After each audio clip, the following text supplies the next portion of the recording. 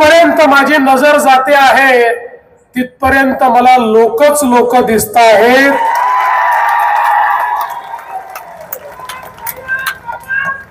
जणू काही भारतीय जनता पक्षाचे सगळेच मतदार या सभेतच आलेले आहेत अशा प्रकारची या ठिकाणी अवस्था मला दिसते. आणि सगळ्यात महत्वाचं, जवळपास 3 तास उशीर झाल्यानंतर देखील आपण सगळे या ठिकाणी शांतपणे बसला आहात. याचा अर्थ तुम्ही भारतीय जनता पक्षाला आशीर्वाद देण्याचा निर्णय घेतलेला आहे. मंचावर उपस्थित असलेले आपले पालकमंत्री मामांनी भाचीला खणखणीतपणे सांगितलेलं आहे, कमळ म्हणजे कमळच.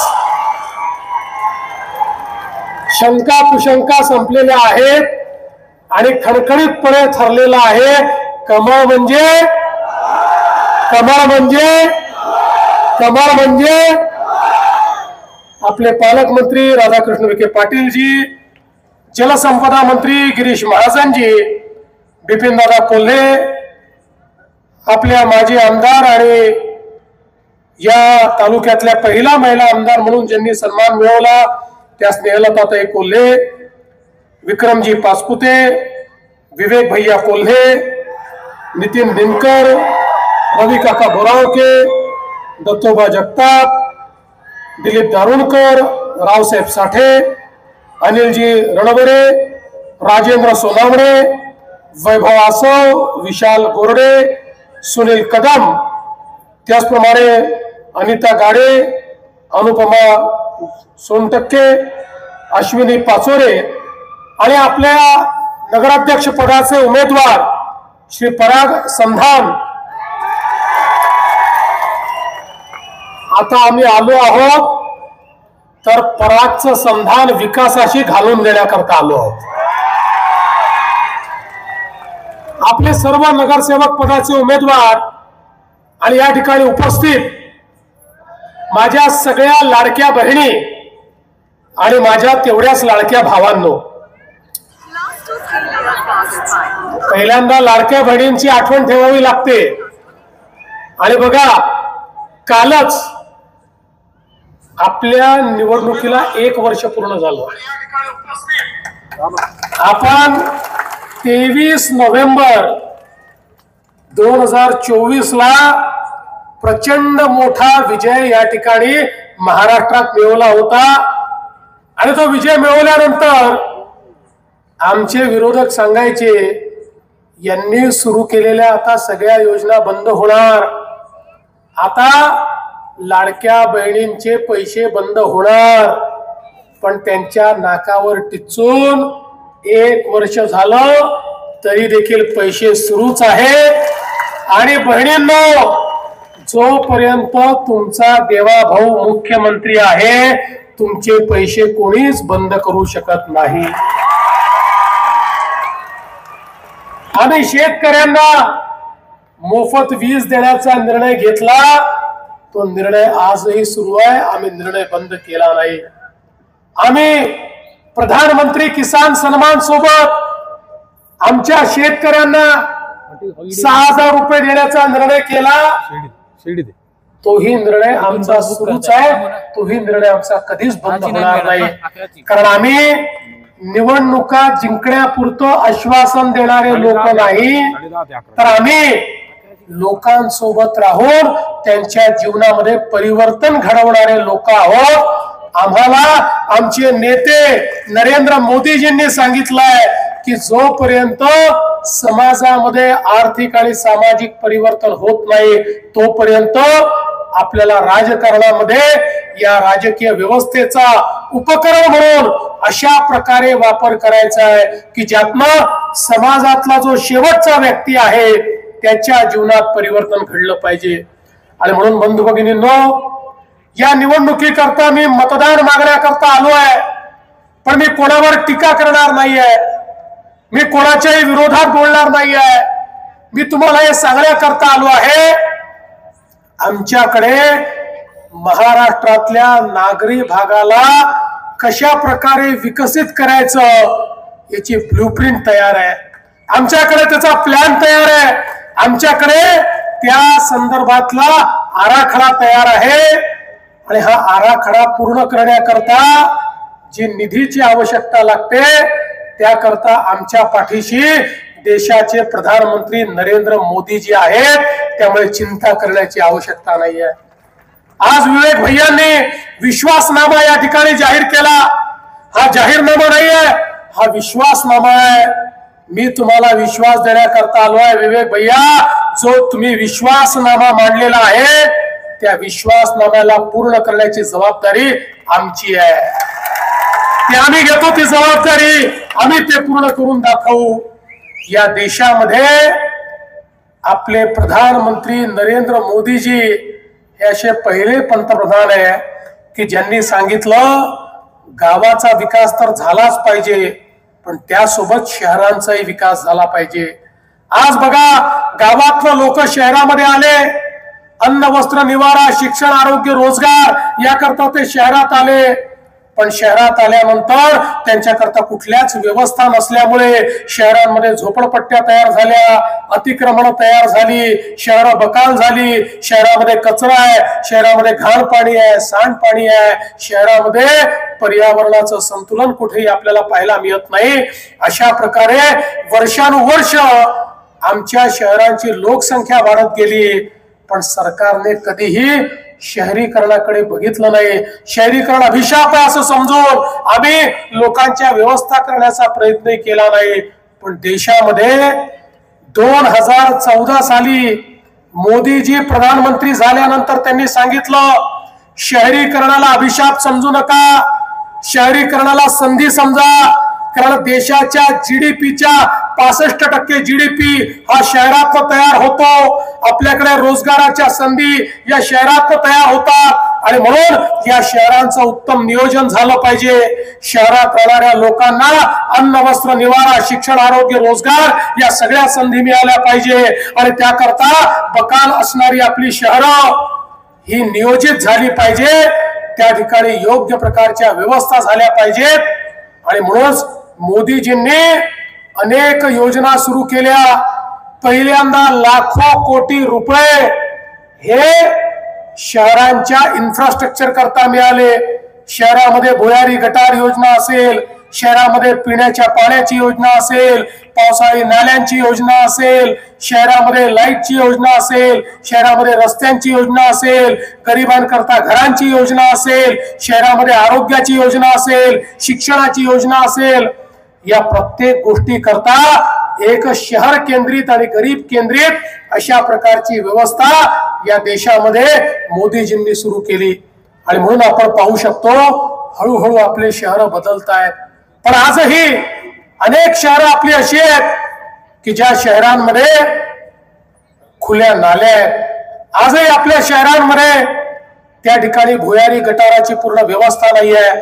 ज्या ठिकाणी भुयारी गटाराची व्यवस्था आहे त्या ठिकाणी भुयारी गटारातनं येणारा सगळा मैला हा कुठेतरी नदीमध्ये आणि नाल्यामध्ये चाललेला आहे, आपलं पर्यावरण खराब करतोय, आपल्या शेतीची जमीन खराब करतोय आणि म्हणून आता आपण हा प्रयत्न करतोय केवळ भुयारी गटार नाही तर त्यासोबत एसटीपी तयार करून त्या ठिकाणी सगळं जे घाण पाणी आहे सांडपाणी आहे याच्यावर ट्रीटमेंट झाली पाहिजे, ते पाणी शुद्ध झालं पाहिजे, आमच्या नदी नाल्यांमध्ये शुद्ध पाणी गेलं पाहिजे, आमच्या जमिनीमध्ये देखील शुद्ध पाणी गेलं पाहिजे, जेणेकरून आमची जमीन देखील त्या ठिकाणी चांगली राहील। आज आपण पाहतोय, आपण हा प्रयत्न करतोय प्रत्येक शहरामध्ये पिण्याचं मुबलक पाणी मिळालं पाहिजे। त्याकरता आपल्या देशाच्या प्रधानमंत्र्यांनी आपल्याला अमृत सारखी योजना दिली। अमृत योजनेतनं आपल्या महाराष्ट्रामध्ये 30,000 कोटी रुपयाच्या योजना वेगवेगळ्या शहरांमध्ये झाल्या। आज ज्या शहरांमध्ये अमृतच्या योजना पूर्ण झाल्या त्या शहरांमध्ये पिण्याचं पाणी 365 दिवस प्रत्येक घरामध्ये नळामध्ये येत आहे। आज आपण पाहू शकतो अमृतच्या माध्यमातून आपले नाले साफ झाले, अमृतच्या माध्यमातून सिवेजच्या योजना झाल्या, अमृतच्या माध्यमातून गार्डन झाली ही जी अटल अमृत योजना आहे यातनं शहरं आपल्याला बदलताना त्या ठिकाणी पाहायला मिळाली। आणि आता तर त्याचा दुसरा टप्पा मोदीजींनी दिलेला आहे। या दुसऱ्या टप्प्यामध्ये मोदीजींनी देशातल्या सगळ्या शहरांकरता खूप मोठ्या प्रमाणात यातनं निधी उपलब्ध करून दिलाय आणि महाराष्ट्राला पुन्हा एकदा या योजनेच्या माध्यमातून जवळजवळ पूर्ण या योजना काळामध्ये 50,000 कोटी रुपये हे वेगवेगळ्या शहरांमध्ये या योजनेच्या माध्यमातून प्राप्त होणार आहे। पण हा सगळा जो निधी केंद्र सरकारचा आहे, राज्य सरकारचा आहे, हा निधी जर तुमच्यापर्यंत पोहोचायचा असेल तर एक पारदर्शी अशा प्रकारची व्यवस्था उभी करावी लागेल। हा निधी जर पोहोचवायचा आहे तर एक अशा प्रकारची नगरपालिका तयार करावी लागेल की ज्या नगर परिषदेमध्ये हा येणारा निधी वापरणारे लोक असतील, ज्यांच्याकडे विकासाची दृष्टी असेल अशा प्रकारचे लोक असतील। उद्या या नगरपालिकेमध्ये आमचे पराग संधान आणि आमचे नगरसेवक निवडून आले आणि कुठे यांनी निधीचा वापर योग्य केला नाही तर यांचा कान पिळून देखील यांना योग्य मार्गावर नेण्याची ताकद आणि क्षमता ही आमच्यामध्ये या ठिकाणी आहे, या सगळ्या नेत्यांमध्ये आहे। आणि म्हणून पारदर्शी प्रामाणिकतेने जनतेचा पैसा जनतेपर्यंत पोहोचला पाहिजे, त्यांच्या जीवनात परिवर्तन झालं पाहिजे, हा आपला प्रयत्न आहे। आज आपण बघा आपल्या सरकारने निर्णय घेतला आणि या ठिकाणी सगळी अतिक्रमणं हे आपण नियमित करण्याचा निर्णय घेतला। मोठ्या प्रमाणात त्याचं काम आपण सुरू केलं, पण आम्ही केवळ अतिक्रमण नियमित करून थांबणार नाही आहोत। ज्यांची अतिक्रमणं नियमित झाली त्या लोकांना या ठिकाणी खऱ्या अर्थानं 2.5 लाख रुपये देऊन प्रधानमंत्री आवास योजनेत पक्क घर देखील आम्ही देणार आहोत, जेणेकरून कोणीही झोपडपट्टीमध्ये राहायला नको, प्रत्येकाचं स्वतःचं घर त्या ठिकाणी असेल असा आपला प्रयत्न आहे। ताईंनी मला सांगितलं साईनगरमध्ये कोपरगावला 660 अतिक्रमण निघाली मागच्या काळामध्ये पूर्वी, पण त्यांचं कुठलंही पुनर्वसन झालं नाही। निश्चितपणे अशा प्रकारच्या जेवढ्या अतिक्रमण धारकांचं पुनर्वसन करायचं आहे त्याकरता राज्य सरकारने योजना सुरू केलेली आहे। आणि मी तुम्हाला निश्चित सांगतो एकदा आपलं सरकार या नगर परिषदेमध्ये आल्यानंतर त्यांचंही त्या ठिकाणी पुनर्वसन करण्याचा प्रयत्न आपण करणार आहोत। आज देशाच्या प्रधानमंत्र्यांनी आपल्या शहरांमध्ये विशेषतः लोकांना आरोग्य सेवा मिळाली पाहिजे म्हणून त्या ठिकाणी आयुष्यमान आरोग्य मंदिरं निर्माण केली, त्याची योजना आणली। प्रत्येक महानगरपालिका नगरपालिका क्षेत्रांमध्ये आयुष्यमान आरोग्य मंदिराच्या माध्यमातून मोफत डॉक्टरची सेवा आणि मोफत औषधी अशा प्रकारची योजना आणली आहे। या देशामध्ये 2.5 लाख अशा प्रकारचे दवाखाने हे प्रत्येक शहरामध्ये आणि गावामध्ये तयार करण्याचं काम या निमित्ताने चाललेलं आहे। आपणही महाराष्ट्रामध्ये महात्मा फुले जनारोग्य योजना आणली। महात्मा फुले जनारोग्य योजनेच्या माध्यमातून 5 लाखापर्यंतचा इलाज हा सर्वांना आपण मोफत केला। आतापर्यंत आपल्या महात्मा फुले जनारोग्य योजनेच्या अंतर्गत 1300 आजारांवर आपण 5 लाखापर्यंतचा उपचार मोफत देत होतो। सातत्याने लोक आम्हाला सांगायचे साहेब हा आजार तर तुमच्या यादीतच नाही, तो आजार तर तुमच्या यादीतच नाही, आम्हाला आजार झाला पण आमच्या यादीत नसल्यामुळे आम्हाला काही फायदाच मिळत नाही। आम्ही निर्णय घेतला आणि 1000 आजार नव्याने त्या यादीत सामील केले। आता 2400 आजारांकरता 2400 आजारांकरता 5 लाखापर्यंतचा इलाज, ऑपरेशन, गोळ्या, औषधी सगळं काही तुम्हाला या ठिकाणी मोफत मिळेल। आणि 9 अजून असे आजार काढले की जे मोठ्या प्रमाणात होतात पण त्याचा इलाज 5 लाखात होऊ शकत नाही, त्याच्या इलाजाला 10 लाख रुपये 15 लाख रुपये लागतात। अशा 9 आजारांकरता 5 लाख रुपयाच्या वरची ही रक्कम ही राज्य सरकारच्या वतीने देण्याचा आपण निर्णय केला, जेणेकरून या महाराष्ट्रामध्ये एकही व्यक्ती पैसे नाही म्हणून उपचाराविना मरणार नाही किंवा उपचार घेऊ शकत नाही अशी अवस्था येणार नाही। अशा प्रकारे लोकांच्या आरोग्याकरता देखील व्यवस्था उभं करण्याचं काम आपण केलं। आज आपण पाहू शकतो इतक्या मोठ्या प्रमाणात आपण वेगवेगळ्या प्रकारची कामं केली, सिंचनाची कामं केली।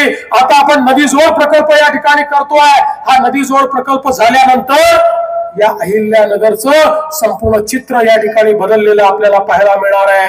आपण बघू शकतो एक समृद्धी महामार्ग आपण केला तर किती परिवर्तन या ठिकाणी झालं आणि या समृद्धी महामार्गाच्या माध्यमातून आज मोठ्या प्रमाणात त्या ठिकाणी व्यवसायाला उद्योगाला चालना मिळाली आणि त्या ठिकाणी नवनगर तयार करण्याकरता सगळ्यात पहिल्यांदा आमच्या अहिल्यानगरचेच लोक पुढे आलेले आहेत आणि निश्चितपणे त्यांना मी धोत्रेच्या आमच्या लोकांना आश्वस्त करू इच्छितो की तुमचं जे कार्य आहे ते देखील आम्ही पुढच्या काळामध्ये करणार आहोत.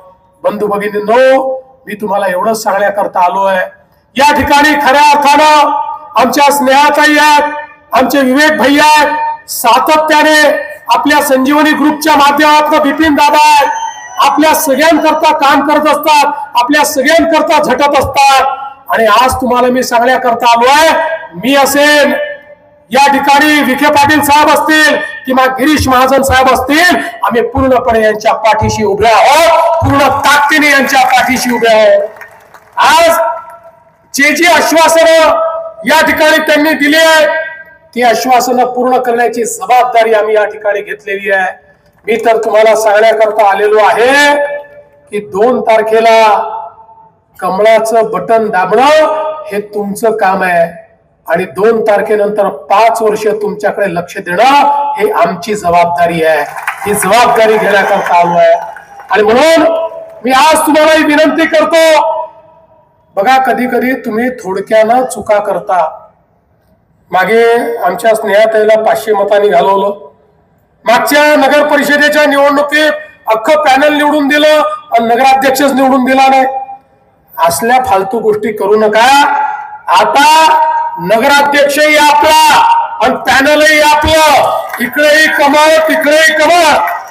भारतीय जनता पार्टी, रिपाई आणि आपले सगळे जे काही आपल्या सोबत मित्र आहेत या सगळ्यांना एकत्रित घेऊन आपल्याला एक दणदणीत अशा प्रकारचा विजय मिळवायचा आहे. आणि मला विश्वास आहे हा विजय मिळाल्यानंतर मी आणि छत्री पण आपल्या सोबत आहे. हा विजय मिळाल्यानंतर मी पुन्हा एकदा इथे येणार आहे आणि याही पेक्षा मोठी विजयी सभा ही आपण या ठिकाणी घेऊ. पण ही विजयी सभा घेण्याकरता एक लक्षात घ्या, तुमची सभा उत्तम आहे, तुमचा उत्साह उत्तम आहे, पण लक्षात ठेवा रात्र वैऱ्याची आहे. अति उत्साहामध्ये जर त्या ठिकाणी चुकला तर 5 वर्ष भोगावं लागेल. त्यामुळे डोळे उघडे ठेवा, डोकं उघडं ठेवा, कान उघडं ठेवा आणि अक्षरशः या ठिकाणी 2 तारखेला जोपर्यंत मतदान होऊन 3 तारखेला आपले पराग संधान विजय होत नाही तोपर्यंत एकही जण शांत बसू नका, अशा प्रकारची विनंती करतो. आणि पुन्हा एकदा आपल्या सर्वांचे मनापासून आभार मानून माझे 2 शब्द संपवतो. धन्यवाद. जय हिंद, जय महाराष्ट्र. धन्यवाद.